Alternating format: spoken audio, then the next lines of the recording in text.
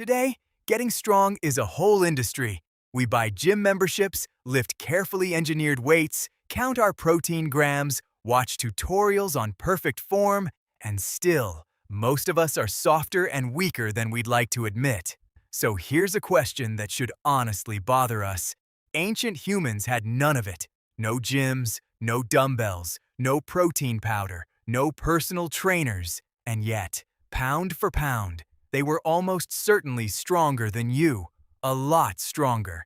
Their bones were thicker, their muscles harder, their bodies tougher, forged in a world with zero fitness equipment. So what did ancient humans do to get so strong without a single gym? The answer flips everything we think about exercise on its head, and it reveals something a little uncomfortable about the way we live now. First, let's kill the picture in your head. When most people imagine a primitive human, they think of someone small, hunched, and frail, a grunting, struggling creature barely surviving. It's almost the opposite of the truth. Our ancestors were, by our standards, astonishingly robust. Their skeletons are heavier and denser than ours. The places where muscle attaches to bone are huge and rugged, the mark of powerful, well-used muscles pulling on them for a lifetime. Neanderthals, our close cousins, had barrel chests and thick limbs and were built like living tanks. Even early Homo sapiens were, on average, harder and more physically capable than the people walking around today. These weren't fragile cavemen clinging to life. They were some of the toughest humans who have ever existed. And their own bones are what prove it. And we're not guessing here. We can measure it. Scientists study ancient skeletons the way engineers study steel beams, because bone quietly records how hard a body worked in life.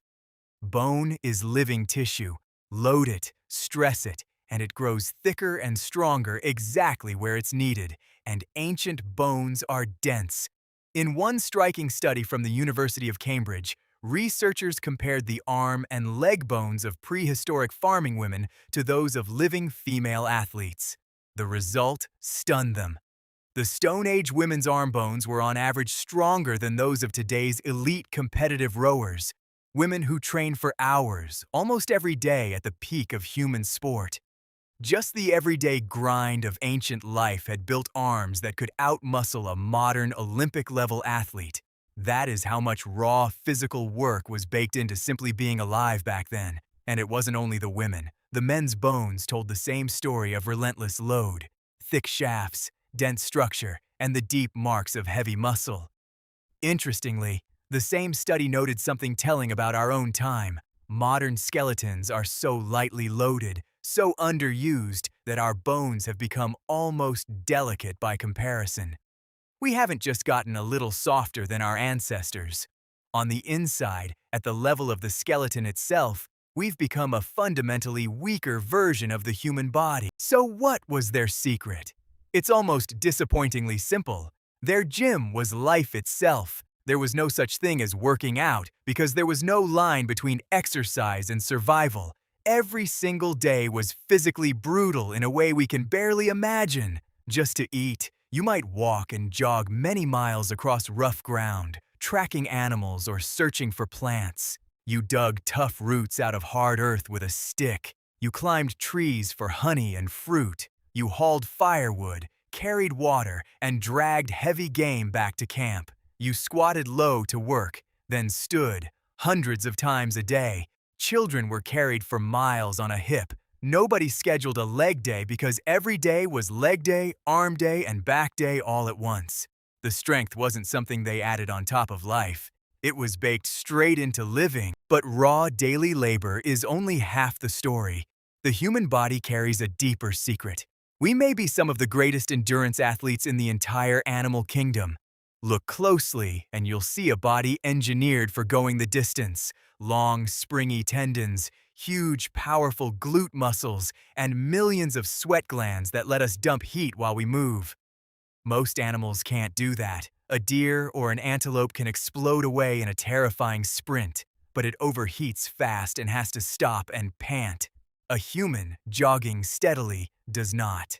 Some hunter-gatherers used exactly this. In persistence hunting, a group would simply chase an animal for hours under the blazing sun, not fast, just relentless, until the creature collapsed from heat stroke and exhaustion and could be walked right up to. Your ancestors could literally run their dinner to death, and this isn't just a theory about the distant past, it was still being done in modern times.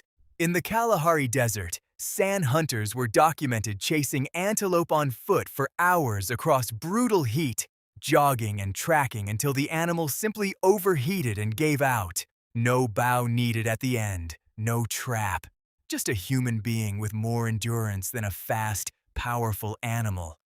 That is the kind of engine still sitting quietly inside you, whether you use it or not. Then there was the sheer amount of heavy lifting and carrying, the kind of raw, functional strength no machine can quite copy. When a hunt succeeded, someone had to carry that animal home, and a large kill could weigh as much as a grown person, hauled for miles over uneven ground on aching shoulders. Building a shelter meant dragging logs and stacking stones.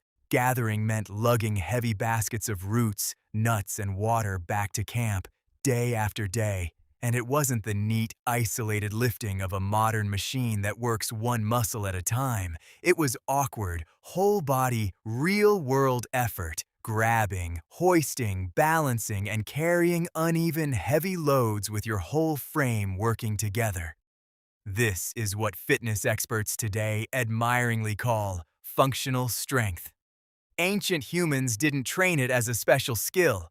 They simply couldn't survive without it. Now here's the twist almost nobody expects. You'd assume that as humans advanced, settling down, farming, building villages, we got stronger and healthier. The bones tell the opposite story. When people switched from roaming and hunting to farming in one place, their skeletons actually got weaker. Studies of that great transition show bone strength dropping and average height often shrinking. Diets narrowed down to a few staple crops, so nutrition suffered, and the wild, varied, whole-body movement of the hunt was replaced by the repetitive grind of tending fields. In some ways, the very first farmers were shorter, softer, and sicker than the hunter-gatherers who came before them. It's a stunning thought. One of humanity's greatest upgrades quietly came with a serious physical downgrade. And that slow trade, more comfort, less movement, is a bargain we have been making ever since. There's one more piece, and it lasted a whole lifetime. In the ancient world, there was no such thing as retiring from movement. You didn't spend your childhood sitting at a desk, your adulthood sitting at a job, and your old age sitting in a chair. From the moment a child could walk, they were moving, climbing, playing, and helping. Adults stayed hard and capable because they had no other option. And even the old kept walking, gathering, and doing what they could for as long as their bodies allowed. Movement wasn't a special hour carved out of a sedentary day. It was the constant, unbroken background of an entire life, from the first steps to the last. Compare that to now, where many of us sit for most of our waking hours and then wonder why our bodies feel weak. Their strength was built by never, ever stopping. So here's the reversal that changes how you should see your own body. Ancient humans weren't strong despite having no gym. They were strong because of everything a gym is secretly trying to replace. Think about what a gym really is. It's a room we invented to manually pump back in the hard physical effort that modern life quietly stripped out. The heavy carrying, the long walking, the climbing, the lifting, the sheer daily struggle. Our ancestors got all of it for free, whether they wanted it or not, simply by being alive. We removed all that effort in the name of comfort and convenience, and then, realizing our bodies were falling apart without it, we started paying money to add a little of it back. Their strength wasn't a workout plan, it was a side effect of a hard life. And here's the good news hiding inside that. The machinery that made them strong is still, right now, sitting inside you. Because that's the real lesson buried in all these ancient bones. The strong, capable, enduring body of your ancestors isn't gone. It's the same body you were born with. The same tendons built to spring. The same muscles built to carry. The same frame built to move all day long. It hasn't changed in any meaningful way in tens of thousands of years. The only thing that changed is the world around it, which no longer forces us to use it. Your ancestors got strong by living a life that demanded it every single day. We have to be a little more deliberate. We have to choose that effort, since the world no longer chooses it for us. But the potential is right there, exactly where it has always been. And in the next video, we'll take everything these ancient bodies teach us and turn it into something you can actually start doing today. Because the question this channel keeps circling back to is simple. What if the strongest, most capable version of you is the oldest one?